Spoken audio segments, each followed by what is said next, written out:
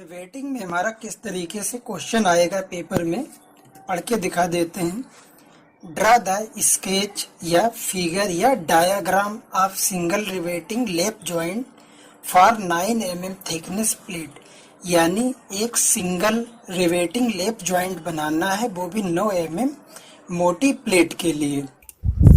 तो चाहे हमारा लेप जॉइंट हो या बट जॉइंट हो, अगर प्लेट की थिकनेस दी गई है तो हमें उस थिकनेस की सहायता से प्लेट में रिवेट लगना है, उस रिवेट का डायामीटर और हेड का डायामीटर हमें कैलकुलेशन से निकालना पड़ेगा। तो उसकी कैलकुलेशन देख लेते हैं। इस क्वेश्चन में जो हमारी प्लेट है उसकी थिकनेस हमारी है 9 mm। तो d = 6√t हमारा फार्मूला है। t की वैल्यू रख देते हैं √9। 9 का हमारा 3 निकलेगा। तो जो रिवेट का डायामीटर है वो हमारा निकलेगा 18 mm।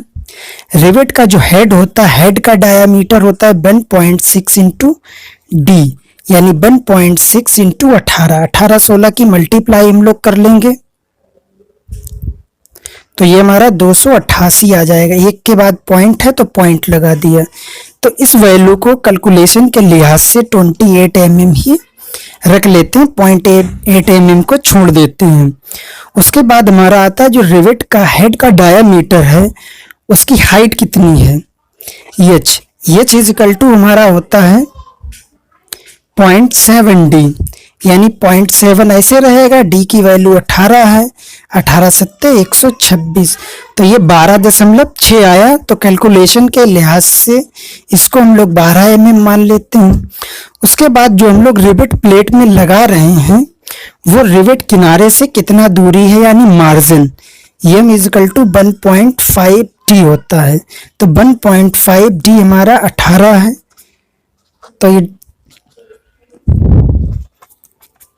तो ये हमारा 27 mm मार्जिन आ जाएगा।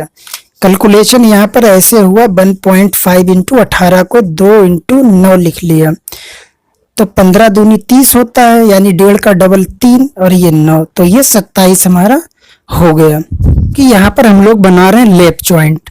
तो लेप जॉइंट के लिए एग्जाम्पल तौर पर ऐसे समझ लीजिए, हमारी ये दो प्लेटें हैं, इसको हम लोग लेप जॉइंट से जोड़ रहे हैं, तो एक दूसरे को इस तरीके से ऊपर चढ़ाएंगे इन प्लेटों को। एक हमारी रेड प्लेट है और एक हमारी ये ब्लैक प्लेट है। तो इन दोनों को आपस में एक दूसरे पर इस तरीके से रखेंगे लेप जॉइंट में। जो इसका ऊपर का ये सिरा, ये हमारा इसका टॉप है, और ये जो बनाएंगे ये हमारा इसका फ्रंट व्यू रहेगा, फ्रंट व्यू। और यहाँ पर हमारी रिवेटिंग क्या होगी, बीच में रिवेटेन होगी। जो मार्जिन है, यानी जो रिवेट का बोल्ट लगना है वो इस सिरे से कितनी दूर पर लगे उसको मार्जिन कहते हैं। यानी इस सिरे से 1.5d लगे व्यास का 1.5d टाइम्स, इधर से भी 1.5d टाइम्स, जिससे हमारी ये प्लेट जो ज्वाइंट हो अच्छा हो और क्रशिंग ना हो। यानी जब इसको हम लोग खींचेंगे, जब लोड पड़ेगा, अगर ये मार्जिन कम होगा तो प्लेट क्या होगी, यहाँ से फट जाएगी।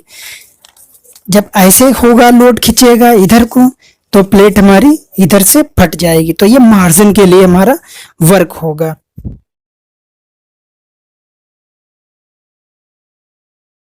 ये हम लोगों ने बेस लाइन ड्रॉ कर ली।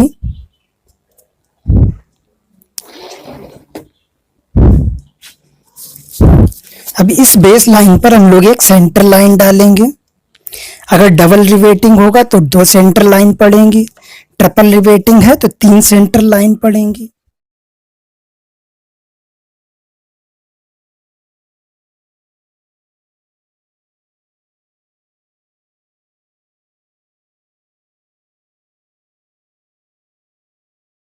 ये हमारी सेंटर लाइन पड़ गई। अब स्केल को हमने इस पोजीशन पर सेट कर लिया, पुरानी वाली पोजीशन पे।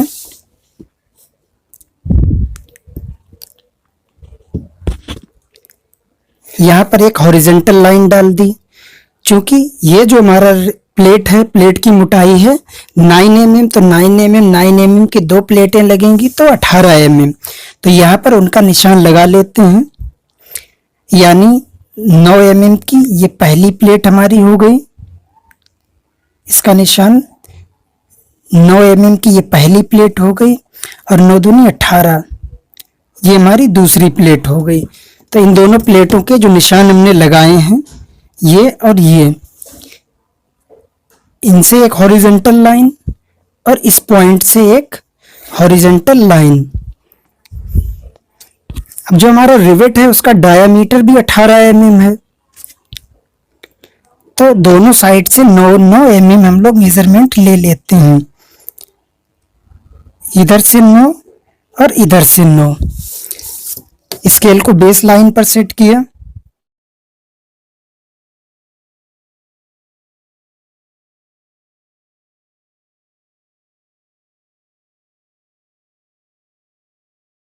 हल्की लाइन ये हमने खींच दी और दूसरे वाले पॉइंट से ये खींच दी। तो ये जो दोनों लाइनें हैं रिवेट का डायामीटर है। ये हमारा रिवेट का डायामीटर हो गया। अब रिवेट के डायामीटर के बाद हमारा बचता है जो रिवेट का हेड है उसकी हाइट कितनी है। तो रिवेट के हेड की हाइट हमारी है 12 mm। तो 12 mm का निशान लगा लेते हैं हम लोग। 5 पर ये रखा, 10, 11 और ये 12। ये 12 mm है। इसी पॉइंट को यहाँ पर ट्रेस कर लिया, ये भी 12। तो 12 mm का एक निशान ये और एक निशान ये। अब उसके बाद जो हमारा रिवेट है, रिवेट हेड का डायामीटर, रिवेट हेड का डायामीटर है 28 mm, यानी इसका हाफ 14 mm। तो 14 mm का हाफ सर्किल बनेगा। तो यहाँ से 14 mm ले लेते हैं, 15 और ये कम कर दिया 14। इसको यहाँ पर रखेंगे और पेंसिल को जो ऊपर वाला हमने रिवेट की हाइट ली थी 12 mm वहां पर होना चाहिए।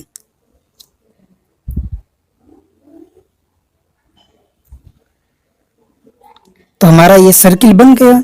उसके बाद एक दूसरा सर्किल और बनाना है।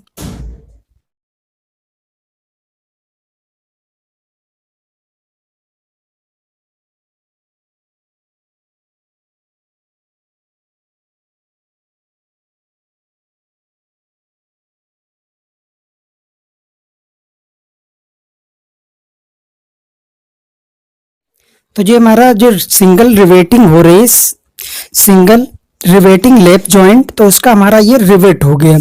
अब जो प्लेट लगनी है तो प्लेट हम लोग लगा लेते हैं। जो प्लेट का सिरा होता है तो 85 से 95 डिग्री पर हमारा ये टेपर कटा हुआ आता। तो इतना हमने यहाँ पर 85 से 95 अंदाजे से कर दिया। उसके बाद इसी प्लेट का जो आखिरी सिरा है, तो आखिरी सिरा यहाँ पर मान लेते हैं। तो इस प्लेट को हम लोग डार्क कर लेते हैं जिससे ये ज्यादा क्लियर समझ में आ जाए।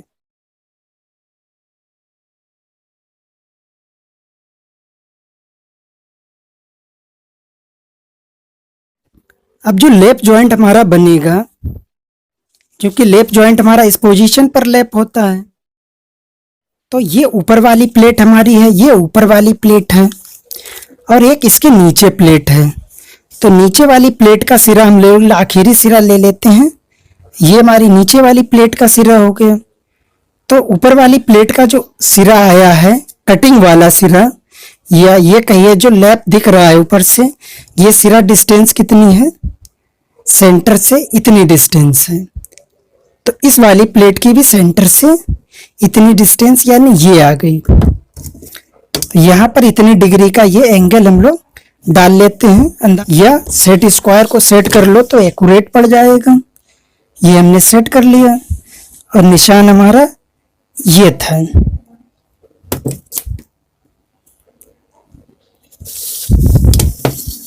तो ये हमारी दूसरी प्लेट हो गई। दूसरी प्लेट को डार्क कर देते हैं।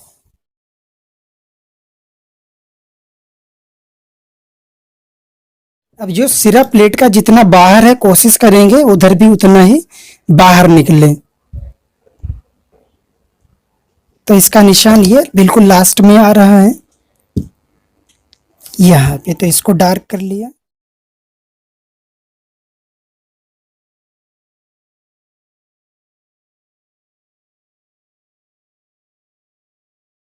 बाद में इसमें हेजिंग लाइन आ जाएगी। रिवेट के हेड को भी डार्क कर देते हैं।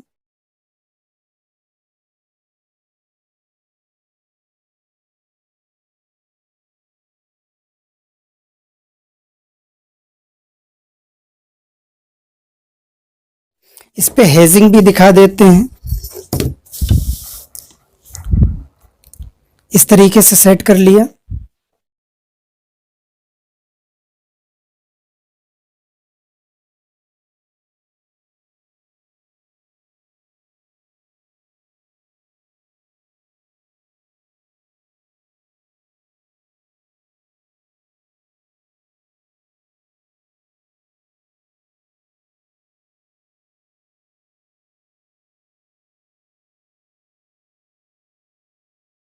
ये हमारी ऊपर वाली प्लेट है। अब नीचे वाली प्लेट की हेजिंग कर लेते हैं दूसरे डायरेक्शन में।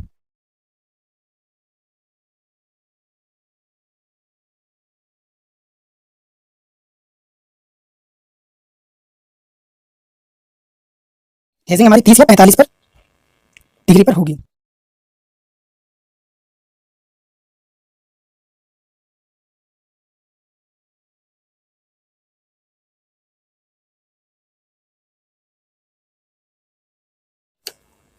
सेट स्क्वायर को इस पोजीशन पर सेट कर लिया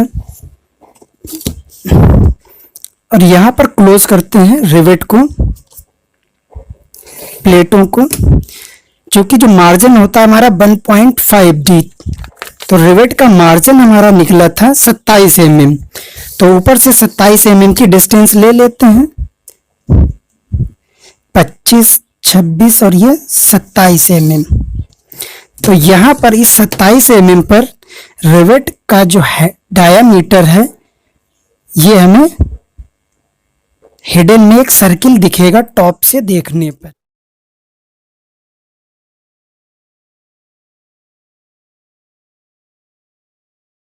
और ये रिवेट का जो कैपिटल डी है, ये डाया 28 mm वाला, ये हमें डार्क दिखेगा। तो इसको डार्क कर लेते हैं।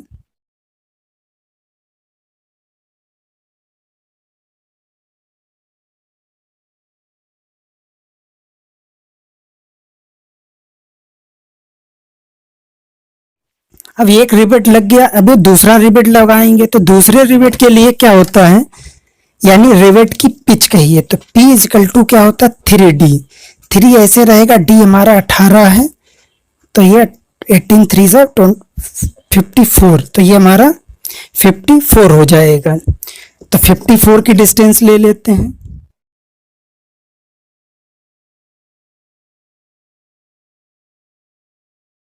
ये 54 की डिस्टेंस हो गई।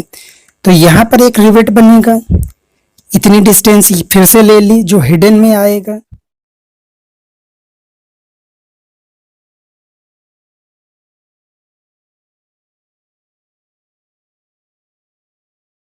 उसके बाद ये कैपिटल डी रिवेट का ये डार्क दिखेगा।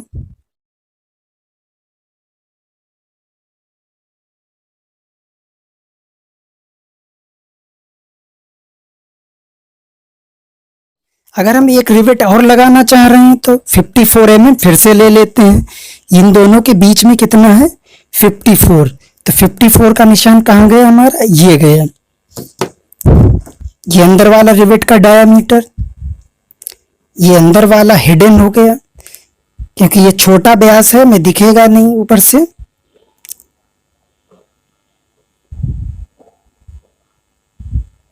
उसके बाद ये कैपिटल डी बड़ा वाला व्यास हो गया।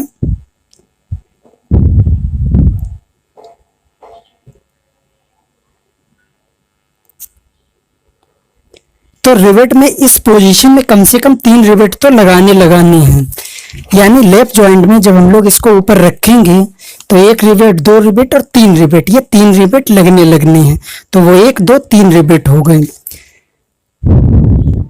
अब यहां से यहां तक की डिस्टेंस कितनी है, इतनी डिस्टेंस यानी 27।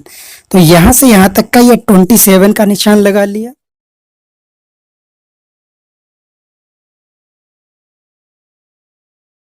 ये हमारी जो सेंटर लाइन थी इस पर सेट करके और यहां पर ये लाइन खींच दी हम लोगों ने। और इस वाली लाइन को हटा दिया। स्केल को बेस लाइन पर सेट कर लिया। ये जो रिवेट हमारी जहां से क्लोज हो रही है, ये पोर्शन, यहां पर एक लाइन हम लोगों ने खींच दी।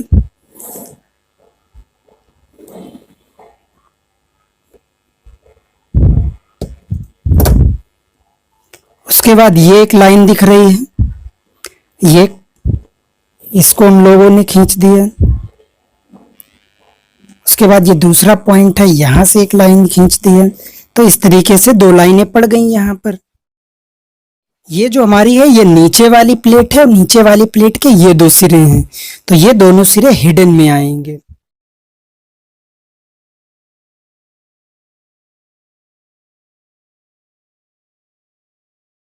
तो ये हिडन में, अगला पॉइंट हिडन में।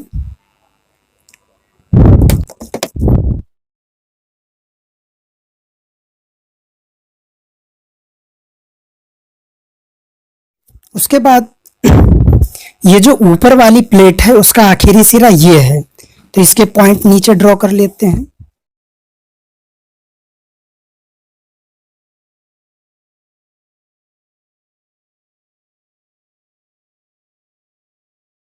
अब यहाँ पर ये देखना, सबसे पहले ऊपर वाली प्लेट को देखते हैं। तो ऊपर वाली प्लेट का सिरा ये है, यानी ये कटा हुआ है। तो बीच में हल्का सा मिटा के यहाँ पर हम लोग लॉन्ग ब्रेक लाइन बना लेते हैं इसको इस तरीके से। ये लॉन्ग ब्रेक लाइन हो गई। लॉन्ग ब्रेक लाइन क्या है? ये एक तो पतली रेखा होती है, कॉन्टिन्यूअस थिन लाइन, और दो तीन जगहों पर ये क्या होती है, इसमें जिगजैग बना दिखाई जाती है, जिससे जो ऑब्जेक्ट का लंबा पोर्शन है वो और भी लंबा है, कटा हुआ है। जैसे यहाँ पर ये दिखा दिया, यानी ये प्लेट इतनी ही नहीं है, और भी लंबी हो सकती है। ठीक इसी तरीके से यहाँ पर भी दिखा देंगे लॉन्ग ब्रेक लाइन, यानी यहाँ ये जिगजैग दिखा देते हैं, ये दिखा दिया। अब पहली वाली प्लेट के लिए बात कर रहे हैं, तो ये हमारा हो गया। उसके बाद ये, तो इन दोनों पोर्शन को ही डार्क करते हैं, जो कवर प्लेट ऊपर रखी है इसको। ठीक से समझ में आ जाएगा।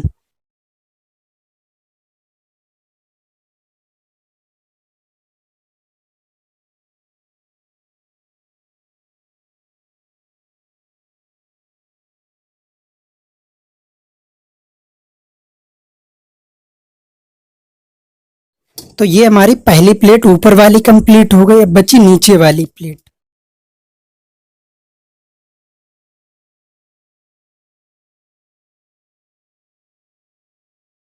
अब ये नीचे वाली प्लेट है, ये साइज में बड़ी भी हो सकती है और छोटी भी हो सकती है, तो इसको हम कुछ बड़ा कर दे रहे हैं।